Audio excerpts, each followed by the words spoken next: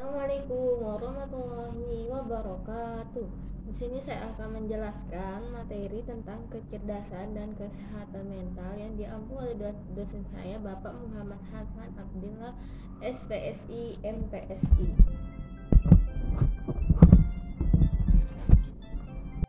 Pendahuluan yaitu latar belakang.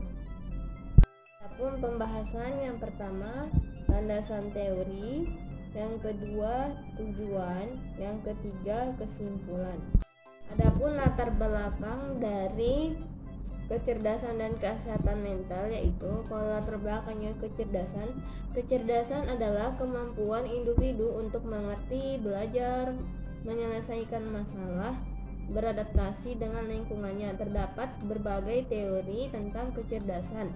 Di antaranya teori kecerdasan umum oleh Charles Perman, teori kecerdasan majemuk oleh Hormot Garnet, dan teori kecerdasan berdasarkan faktor-faktor kecerdasan seperti verbal, numerik, dan visual spatial oleh Raymond Carroll. Berdasarkan faktor-faktor diukur melalui tes kecerdasan seperti tes IQ atau intelligence quotient yang mencoba mengukur kemampuan kognitif seseorang. Nah, jadi kecerdasan ini yaitu menguji sebagaimana otak kita atau seberapa mampu kita dalam memahami pelajaran.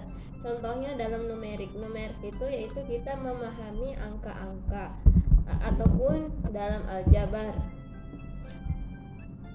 Lalu yang kedua, kesehatan mental, yaitu kesehatan mental adalah kondisi psikologis seseorang yang mencakup kesejahteraan emosional, psikologis, dan sosial.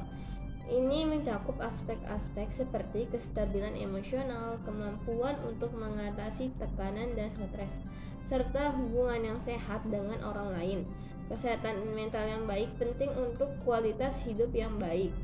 Gangguan kesehatan mental seperti depresi, kecemasan, dan gangguan bipolar dapat mempengaruhi sejumlah aspek kehidupan seseorang.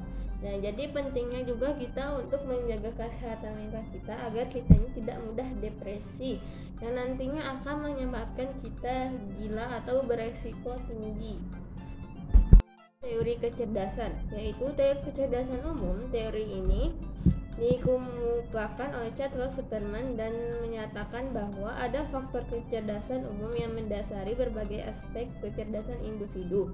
Menurut teori ini, seseorang yang cerdas dalam satu aspek kecerdasan juga cenderung cerdas dalam aspek lainnya. Contohnya, dia pintar belajar bahasa Arab, maka dia juga akan bisa memanage pelajaran-pelajaran lainnya, ataupun dalam hal keterampilan dia bisa melipat ataupun membuat kertas itu menjadi pesawat.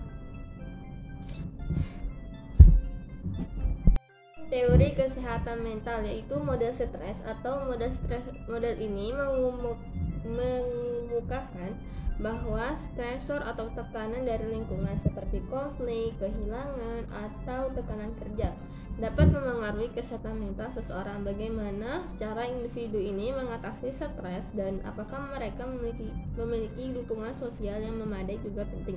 Nah, jadi teori kesehatan mental ini adalah kalau model stres ini karena kita depresi, maka dari itu kita perlu orang yang bisa menenangi kita dan menasihati kita agar kita itu tidak terkena depresi. Dan bagaimana cara kita mengatasi dari depresi ini?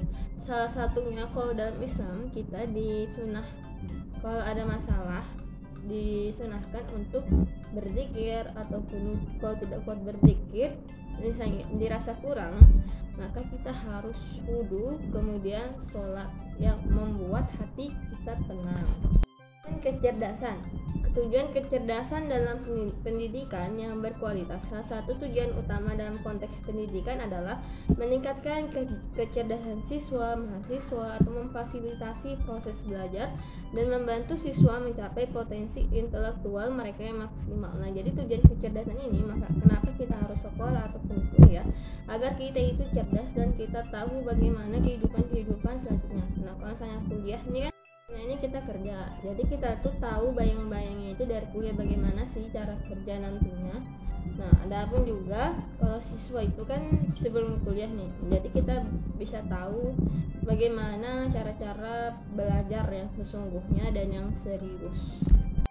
Kesehatan mental yang pertama, meningkatkan kesejahteraan emosional dan psikologis. Salah satu tujuan utama kesehatan mental adalah untuk meningkatkan kualitas hidup seseorang dengan mengelola emosi, stres, dan kesejahteraan psikologis. Nah, jadi tujuan utamanya yang pertama kita itu dapat mengelola bagaimana cara kita biar tidak depresi maupun stres. Secara psikologis kita ini perlu dijaga ataupun hati kita ini perlu dijaga. Yang kedua, mengidentifikasi dan merawat gangguan mental. Tujuan penting lainnya adalah mengenali dan merawat gangguan kesehatan mental seperti depresi, kecemasan, dan gangguan makan sehingga individu dapat pulih dan berfungsi secara optimal. Nah, jadi kalau kita sakit mental ini pasti kita nantinya akan malas makan, nggak mood tiap hari. Maka dari itu kita harus dapat merawat hati kita ataupun psikologis kita agar kita tidak menjadi orang yang depresi maupun sakit jiwa.